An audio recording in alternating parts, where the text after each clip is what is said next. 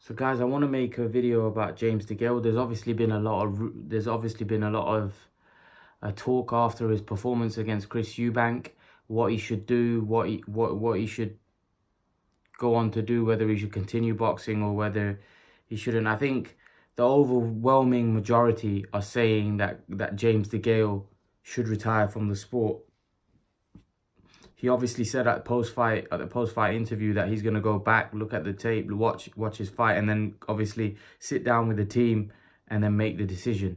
Obviously, he didn't want to say. Obviously, he's emotional. He didn't want to make the decision there and then, which I think is the right thing, because you don't want to say things after a fight. You want to go back, assess things, and then make a decision. I think when David Haye fought Tony Bellew for the second time, he didn't announce his retirement after the fight. He went back, sat down with his team, with his family, thought over it, and then probably thought, I want to retire. And I think that's what James Degale's going to do. In terms of whether he should retire, I'm in agreement with the overwhelming majority. I think James Degale should retire from the sport. He's had a great career. He said himself that achieved Olympic gold, won a world title. He achieved everything that he needed to in the sport. There's nothing more for him to achieve in the sport apart from getting on that performance, apart from getting brain damage and getting hurt. I think George Groves did the right thing to get out of the sport, because here's the thing about boxing. You could end up getting seriously hurt. You have a life after boxing as well. If you continue fighting too long, all that's going to happen is that you're probably going to end up getting yourself hurt or damaged. And these guys, like I said, have a life after boxing. So why does James Degale want that? Why does James Degale,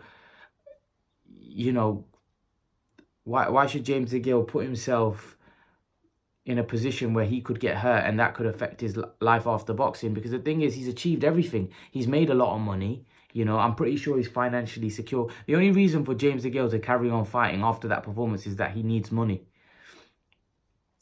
And I don't think if James Degale's invested his money properly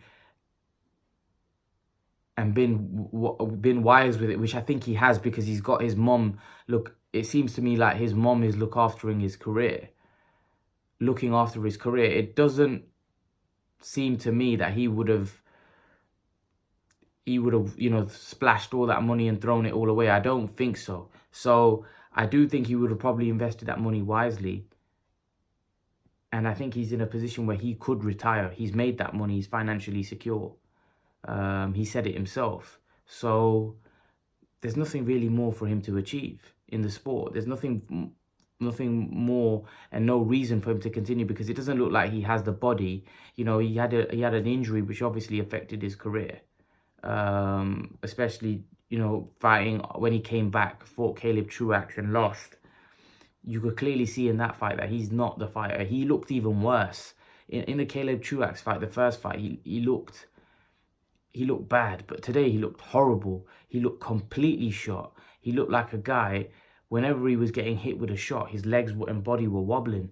His legs just couldn't hold him up. Like, if the only reason he didn't get stopped in that fight is because Eubank didn't press the gas.